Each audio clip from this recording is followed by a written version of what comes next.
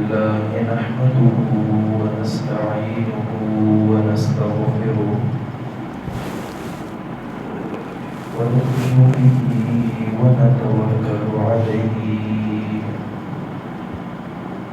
ونعوذ بالله من شرور أنفسنا ومن سيئات أعمالنا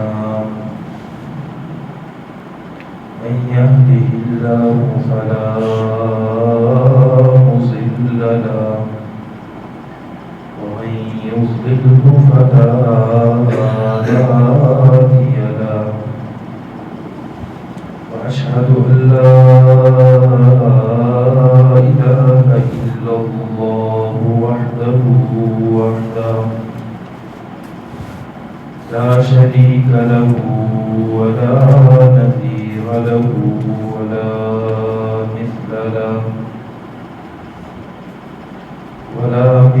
له ولا مثال له وأشهد أن سيدنا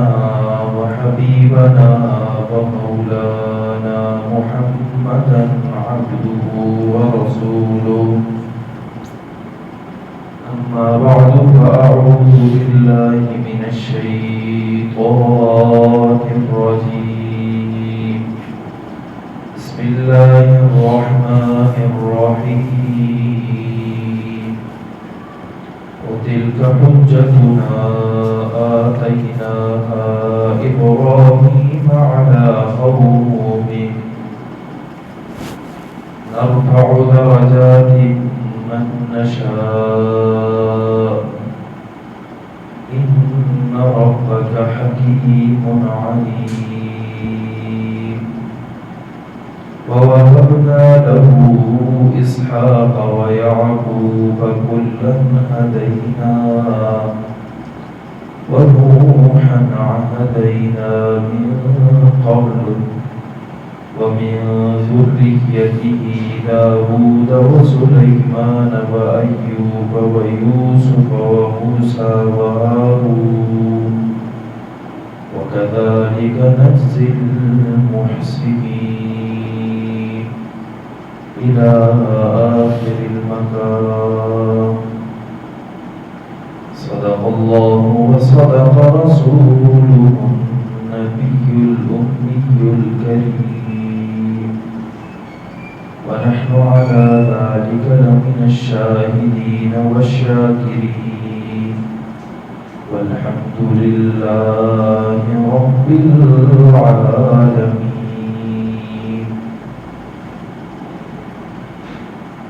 اللهم صل على محمد وعلى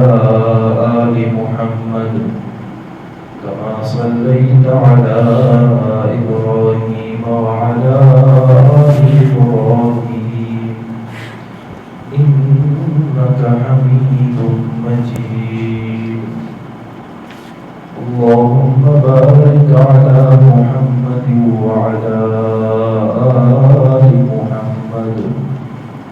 كما باركت على إبراهيم وعلى آل إبراهيم إنك حميد مجيد. معزز السامعین، عزیز بزرگوں، ذی القعدہ کا تیسرا جمعہ ہے اور اشہر حرم ہے. پچھلے جمعے اس طرح حضرت ابراہیم خلیل اللہ علیہ السلام کا تذکرہ ہوا کہ حضرت ابراہیم خلیل اللہ وہ نبی تھے کہ جن پر بہت زیادہ آزمائشیں آئیں اور سب آزمائشوں میں اللہ رب العزت کے ساتھ اپنا تعلق اور اپنے دین پر استقامت اختیار کیا. اللہ رب العزت نے ان کی باتوں کو ذکر کرنے کے بعد فرمایا وَتِلْكَ حُجَّتُنَا آتَيْنَاهَا إِبْرَاهِيمَ عَلَى قَوْمِهِ، یہ ہماری طرف سے حجت تھی کہ ابراہیم خلیل اللہ اپنی قوم کے خلاف اتنے مضبوطی سے کھڑے ہو گئے کہ اللہ کی حجت بن گئی. اور آتَيْنَاهَا إِبْرَاهِيمَ، ہم نے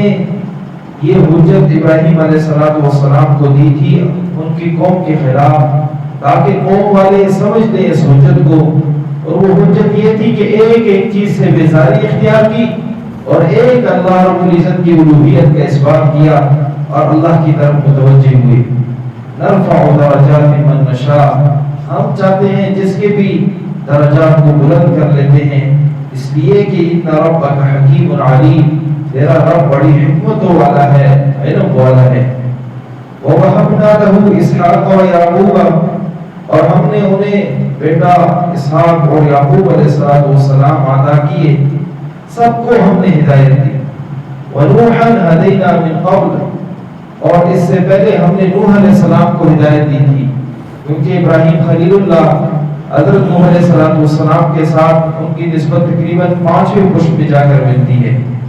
وَمِن ذُرِّيَّتِهِ داؤد وسلیمان وأیوب، اور ابراہیم علیہ السلام کی ذریت میں سے ہی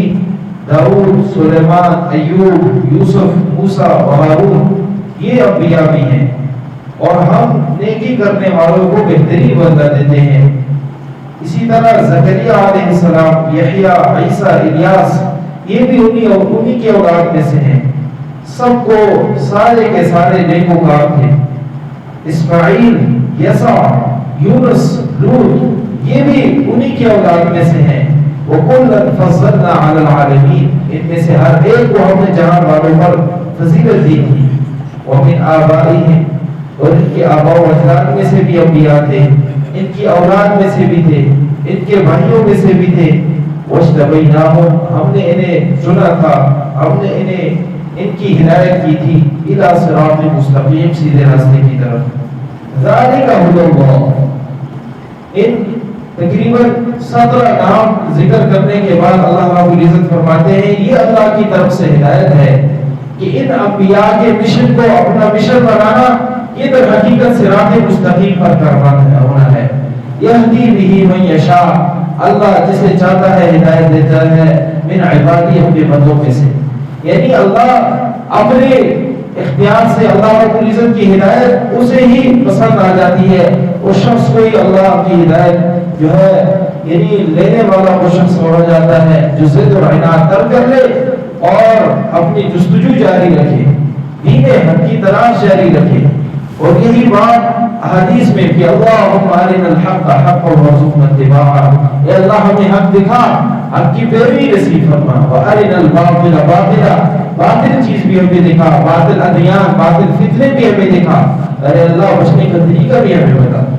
تو یہی بات اللہ رب العزت 17 انبیاء کے ذکر کرنے کے بعد فرماتے ہیں وَلَوْ أَشْرَكُوا، اگر یہ انبیاء بالفرض اللہ کے ساتھ اور کو شریک کر لیتے لَحَبِطَ عَنْهُمْ مَا كَانُوا يَعْمَلُونَ، تو ان کے سارے اعمال ضائع ہو جاتے.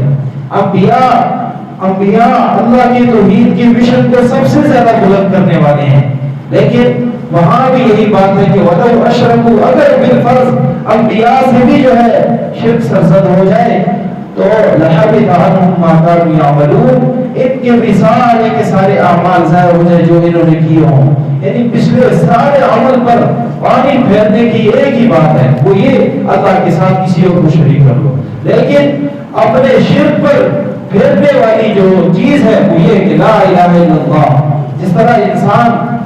یعنی کفر میں ہوتا ہے، شرک میں ہوتا ہے، اور وہ صرف ایک کلمہ دل سے تصدیق کر لیتا ہے لا الہ الا اللہ، یہ اللہ تیرے سوا کوئی معبود نہیں. باقی جتنے بھی اس نے شرک کیے ہوتے ہیں، اللہ کے ساتھ بغاوت کی ہوتی ہے، اللہ اسے معاف کر لیتے ہیں. اسی طرح اس کے بالعکس بھی ہے کہ انسان اگر ساری زندگی اللہ اللہ کرتا رہے، اللہ کی عبادت، اسی طرح معاملات اللہ کی رضا کے لیے، معاشرت، اخلاق، عقائد سب کچھ درست ہو، لیکن آخری وقت میں اگر وہ کلمہ کفر پڑھ لیتا ہے، اللہ کے ساتھ کسی اور کو برابر کر لیتا ہے، شریک کر لیتا ہے اللہ کی خدائی میں، تو سارے کے سارے اعمال ضائع ہو جاتے ہیں۔ اور اسی کے متعلق فرمایا فَلَا نُقِيمُ لَهُمْ يَوْمَ الْقِيَامَةِ وَزْنًا، ایسے لوگوں کے لیے ہم ترازو قائم نہیں کریں گے، اس لیے کہ یہ لوگ اتنے زیادہ اللہ کے رب العزت کی طرف سے ہدایت آنے کے باوجود بھی یہ خیال کر بیٹھے تھے کہ بس اللہ کیسے ہی ہمیں چھوڑ دیں گے،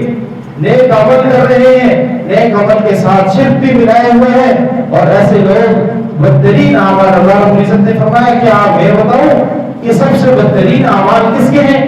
وہ ان لوگوں کے ہیں الذین یحسبون انہم یحسنون صنعا، وہ لوگ جو یہ خیال کرتے ہیں کہ ہم تو بڑے اچھے عمل کر رہے ہیں، ہم بڑی نیک عبادتیں کر رہے ہیں، لیکن جب ان نے اس کے ساتھ شرک ملایا، وما یؤمن اکثرهم باللہ الا وهم مشرکون، لوگوں میں اللہ پر ایمان لانے اکثر وہ لوگ ہیں جو اللہ کو تو مانتے ہیں لیکن اللہ کے ساتھ اوروں کو بھی شریک کر لیتے ہیں، اس طرح وہ مشرک ٹھہر جاتے ہیں۔ تو اللہ رب العزت نے انبیاء کے نام ذکر کرنے کے بعد فرمایا اور بڑے بڑے جلیل القدر انبیاء کا ذکر کیا اور فرمایا اگر بالفرض ان سے بھی شرک حسد ہو جائے معافی ان کی بھی نہیں ہے، ان کے سارے اعمال ضائع ہو جائیں گے۔ اولئک الذین آتیناہم الکتاب، اس وجہ سے کہ ہم نے انہیں کتاب دی، کتاب بہت بڑی نعمت ہے، اللہ رب العزت کی طرف سے ایک لفظ کسی کا کہہ دینا کہ بندے، اللہ رب العزت بندے کے متعلق یہی کہ یا عبادی، اے میرے بندے،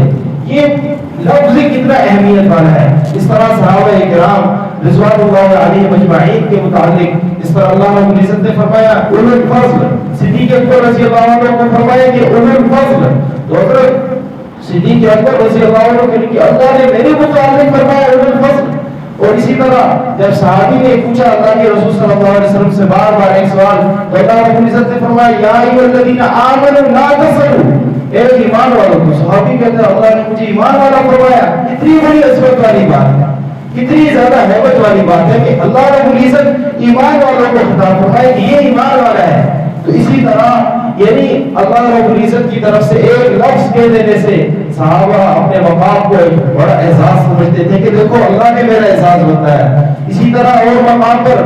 حضرت عمر رضی اللہ تعالی عنہ کی جب رائے پر اللہ رب العزت کی طرف سے وحی آئی تو ہمارے کہ میری رائے کے مطابق وحی آ گئی، یہ اعزاز بتایا اسے اپنا۔ اسی طرح اللہ رب العزت کسی کو اپنا کتاب دے دے تو اس کے لیے تو نور کا نور ہے، ایک لفظ ایمان کا، اور پھر اتنا زیادہ کرم کہ اللہ رب العزت اسے کتاب دے دے، اور یہ انبیاء کی شان ہوا کرتی ہے، والحکم اور شریعت دے دے، والنبوت اور نبوت دے دے۔ فَإِن يَكْفُرْ بِهَا هَؤُلَاءِ، اللہ فرماتے ہیں اگر یہ لوگ اس چیز کا انکار کر لیں، فَقَدْ وَكَّلْنَا بِهَا، تو ہم نے ضرور مقرر کرنا ہے ان لوگوں پر بھی ایسے لوگوں کو لیسوا بہا بکافرین، جو انکار کرنے والے نہیں ہوں گے، جو اللہ کی ہدایتوں کا پھر انکار نہیں کریں گے۔ یعنی انبیاء کی بات ہو رہی ہے کہ انبیاء کو اللہ اتنا اعزاز دینے کے باوجود بھی اگر وہ کسی لحاظ سے بالفرض انکار کر لیتے تو ہم نے ایسے لوگوں کو مقرر کرنا تھا جو کسی لحاظ سے اللہ کی نافرمانی، اللہ کے انکاری نہیں ہوتے تھے۔ اولئک الذین، آخر میں اللہ رب العزت نے فرمایا اولئک الذین، یہی وہ لوگ ہیں ہدی اللہ، جنہیں اللہ نے ہدایت دی، فبہداہ مقتدی، بس اتباع کرنے والے ان کے پیچھے چلو، ان انبیاء کے مشن کو اپناؤ، فبہداہ مقتدی، ان کی ہدایت کی پیروی کرو۔ قل لا اسألکم علیہ اجرا، ساتھ ساتھ لوگوں کو یہی کہتے جائے کہ لا اسألکم علیہ اجرا، میں تمہیں جو جنت کی طرف بلا رہا ہوں، تمہیں میں جو اللہ کی طرف بلا رہا ہوں، اللہ کی وحدانیت کی طرف بلا رہا ہوں، جہنم سے جو بچا رہا ہوں، اس پر مجھے کوئی دنیاوی معاوضہ میں تم سے نہیں لینا چاہتا کہ دنیاوی معاوضہ لے کر میں آپ کو جو ہے کوئی ٹکٹ دے رہا ہوں، بلکہ صرف اور صرف اللہ کی طرف سے مقرر شدہ جو فیصلہ ہے اس کی طرف آپ کو بلا رہا ہوں۔ ان هو الا ذکر للعالمین، نہیں ہے یہ مگر جہان والوں کے لیے نصیحت۔ تو یہ بہت بڑی اعزاز کی بات اور یعنی ایک بہت بڑے مقام کی بات ہے کہ اللہ رب العزت کسی کو ایمان کا لقب دے دے کہ ایمان والا ہے۔ تو اللہ رب العزت ہمیں صحیح معنوں میں قرآن کریم کا صحیح معنوں میں مستحق بنائے کہ جتنے ایمان والے الفاظ آتے ہیں اللہ فرماتے ہیں یا ایھا الذین آمنوا، اے ایمان والو، اے ایمان والو، لا تقولوا راعنا، پہلا فرمایا کہ اے ایمان والو تم نے راعنا لفظ نہیں کہنا، زو معنی الفاظ نہیں کہنے، جس میں ایک طرف تو توہین ہو اور ایک طرف جو ہے مدح ہو، ایسے الفاظ نہیں کہنے۔ تو ایمان والا اپنا ہے، ایمان والے کے متعلق یہی بات ہے کہ وہ فوراً کہے کہ اللہ رب العزت نے مجھے کہا ہے کہ تم نے ایسا نہیں کرو۔ پھر آگے اللہ فرماتے ہیں یا ایھا الذین آمنوا اتقوا اللہ، اے ایمان والو اللہ سے ڈرو، حق تقاتی، جس طرح سے اللہ سے ڈرنے کا حق ہے، ولا تموتن الا وانتم مسلمون، اور تم اس حالت کے علاوہ کسی اور حالت پر نہیں مرنا کہ مسلمان ہونے کی حالت کے علاوہ کسی اور حالت میں انسان مر جائے۔ تو یہ ایمان والے الفاظ اللہ رب العزت نے ذکر کیے۔ اب ایک ایمان والے کو یہی ذہن دیتا ہے، وہ کہے کہ اللہ رب العزت نے کہا کہ اے ایمان والو، کہ مومن تمہیں مجھے اللہ رب العزت نے خطاب فرما کر فرمایا ہے، لہٰذا میں نے آئندہ یہ بھی کوشش کرنی ہے اپنے عبادات معاملات درست کرنا، اور ان سب معاملات میں عبادات میں اللہ سے ڈرنا، اور پھر دوسرے کہ اللہ رب العزت سے مانگنا کہ اللہ کہیں میرا خاتمہ جو ہے کفر پر نہ ہو جائے، میرا خاتمہ ایمان پر فرمانا، یہ اصل میں تقویٰ ہے۔ اتقوا اللہ، اللہ سے ڈرو۔ اللہ سے ڈرنا سب سے بڑا کام ہے۔ انسان کوئی بھی معاملہ کرتا ہے، کوئی بھی عبادت کرتا ہے، کوئی بھی عمل کرتا ہے، اگر اللہ کا تقویٰ، اللہ سے ڈر شامل حال نہیں ہے تو اس طرح انسان اپنے متقی کسی لحاظ سے بن نہیں سکتا۔ انسان نیک اعمال کر رہا ہے، نیک اعمال میں اللہ کا پھر بھی ڈر ہے۔ وہ ڈر یہ کہ کہیں میرا یہ عمل غیر کی طرف نسبت نہ ہو جائے، کہ کہیں میں یہ عمل کسی غیر کی طرف اشارہ کر کے کہوں کہ یار فلاں بھی دیکھ لے ذرا، مجھے دیکھ لے اور کہے دے یہ بڑا نمازی ہے، یہ بڑا جو ہے یعنی صحیح ہے، یہ بڑا مالدار قسم کا اور لوگوں کو دینے والا ہے، اخلاق کے ساتھ پیش آنے والا ہے۔ یہی معاملہ اس کے برعکس بھی، کہ انسان تنہائی میں ہو، اور تنہائی میں تو کوئی بھی نہیں دیکھ رہا، اللہ رب العزت دیکھ رہے ہیں، لیکن اس وقت فوراً یہ کہہ دے کہ اللہ رب العزت مجھے دیکھ رہے ہیں، مجھے اللہ سے ڈرنا چاہیے، اس عمل کو ترک کر دے۔ اور وہ مشہور حدیث بھی اسی طرح ہے، اللہ کے رسول صلی اللہ علیہ وسلم نے فرمایا کہ بنی اسرائیل میں 3 افراد تھے، وہ جو ہے سفر کر رہے تھے کہ بارش ہوئی، بارش میں وہ یعنی بارش سے بچنے کے لیے وہ ایک پہاڑ کی اوڑ میں ہوئے اور ایک غار میں چلے گئے۔ غار میں جانے کے بعد ان پر جو ہے غار کا ایک بڑا پتھر آ کر جو ہے غار کے منہ میں لگ گیا۔ اب سارے اندر رہ گئے اور جو ہے کسی لحاظ سے ان کا نکلنا محال ہو گیا۔ تو تینوں نے کہا اللہ کے سامنے ایک ایسا عمل کر پیش کرتے ہیں کہ جو عمل ہم نے اللہ کی رضا کے علاوہ کیا ہی نہ ہو، ایسا عمل ہو کہ اسے ہم نے ایسا کیا کہ وہ اللہ کو معلوم ہو اور ہمیں معلوم ہو۔ تو ایک نے کہا کہ اللہ میرے انتہائی ہر لحاظ سے جو بھی میرے اندر کمیاں تھی، لیکن ایک میں والدین کی انتہائی عزت قدر کرتا تھا کہ میں جب بھی رات کو آ جاتا تھا تو پہلے میں والدین کو دودھ پیش کیا کرتا تھا بکریاں چرانے کے بعد، اور پھر اس کے بعد اپنے بچوں کو دیا کرتا تھا۔ تو سب سے زیادہ میں یعنی والدین کی قدر میں منہمک تھا۔ ایک مرتبہ میں آیا تو دیکھا کہ والدین سو رہے تھے، تو میرے بچے بگڑنے لگے، بھوک کی وجہ سے تڑپنے لگے، لیکن میں نے انہیں کچھ بھی نہ دیا، حتیٰ کہ والدین جب جاگے پہلے میرے والدین کو پلایا، پھر اس کے بعد اپنے بچوں کو پلایا۔ اے اللہ اگر یہ عمل میں نے صرف تیری رضا کے لیے کیا ہے تو یہ پتھر ہم سے جو ہے یہ مصیبت ہم سے ذرا ڈال دے۔ تو وہ پتھر تھوڑا سا لڑکنے لگا۔ پھر اسی طرح دوسرے بندے نے عمل پیش کیا، اللہ میری ایک پرسن تھی کہ میں کسی لحاظ سے کوشش کرتا تھا کہ اس پر میں کسی لحاظ سے قادر ہو جاؤں، لیکن ممکن نہیں تھا میرے لیے، حتیٰ کہ ایک دن یعنی اسے میں نے بڑی فرمائشیں کی کہ یہ اس طرح ہو، لیکن وہ کسی لحاظ سے راضی نہ ہوئی۔ بدکاری پر ایک مرتبہ میں نے اسے یعنی انتہائی غربت میں چلی گئی، غربت میں جانے کے بعد اس نے بڑی جو ہے میرے پاس آئی مال دولت کے لیے۔ میں نے کہا کہ جب تک میری جو خواہش ہے وہ پوری نہ ہو جائے میں کسی لحاظ سے آپ کو مال نہیں دے سکتا۔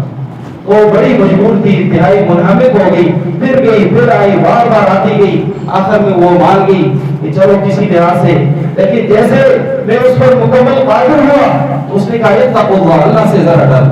جیسے یہ لفظ کہا میں نے فوراً کہہ دیا کہ بس اٹھ گیا اور جو ہے اسے مال و دولت دے کر رخصت کیا۔ اے اللہ اگر یہ عمل میں نے تیری رضا کے لیے کیا ہے تو اس نیکی کو قبول فرما کر ہمیں اس مصیبت سے نجات دے۔ تیسرے شخص نے کہا اے اللہ ایک شخص تھا مزدوری کیا کرتا تھا، مزدوری کی میرے پاس،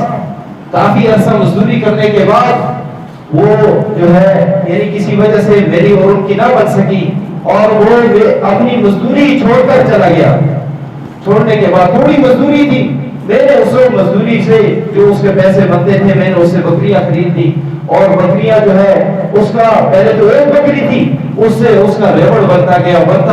سالوں سال بعد وہ جب آیا اس نے کہا کہ